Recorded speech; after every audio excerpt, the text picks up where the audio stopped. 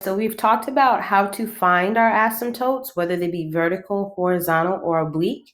So on top of that, it's important that we make sure that we understand what our graph could do. So what's the behavior of our asymptotes? So it's important to keep in mind that your graph is never going to cross a vertical asymptote. Okay, so I don't care where it is, I don't care what it's doing, it is not going to intersect or cross a vertical asymptote. Now, if you find a horizontal or an oblique, your graph could cross it. It will not always, but it could. So you need to be careful. But the asymptote it will not cross or intersect is a vertical. Okay.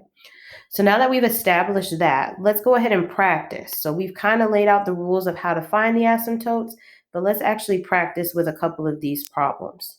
Okay. All right, so let's try the first one.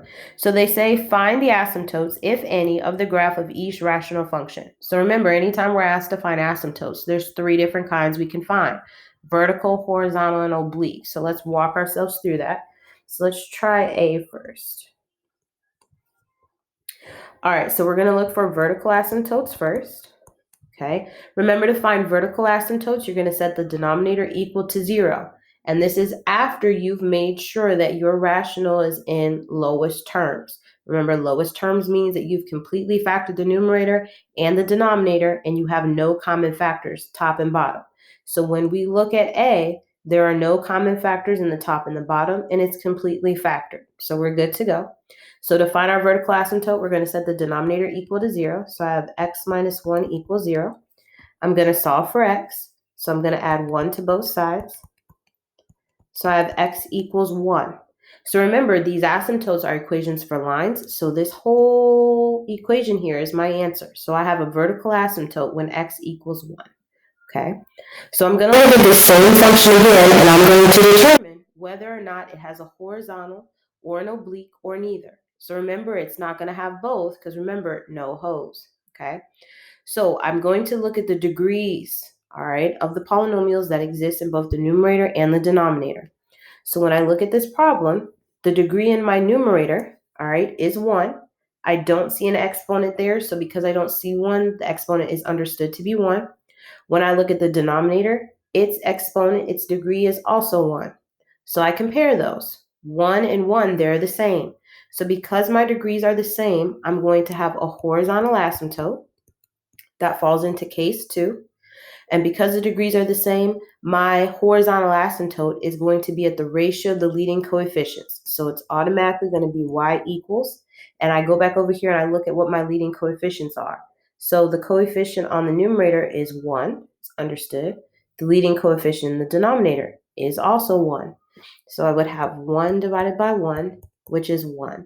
So I have a horizontal asymptote at y equals 1. Okay. Now I don't have to check if it has an oblique asymptote because I've already determined it has an horizontal and it's not going to have both. So no hose. So I've completely finished A. Okay. All right, let's move on to B. Okay. Let me change colors really quick.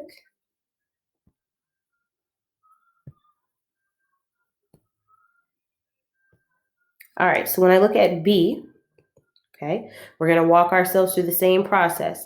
So B, all right, is f of x equals x over x squared minus 4. So remember, when I'm doing these problems, I need to make sure that my rational is in lowest terms. I need to make sure that I've completely factored the numerator and the denominator and that no common terms appear. All right, so if I look at that, I have x over x squared minus 4.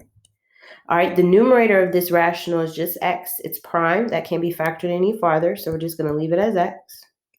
However, the denominator, we see here that we have difference of 2 squares, or what I like to call dots. So we're going to factor that, x minus 2, x plus 2.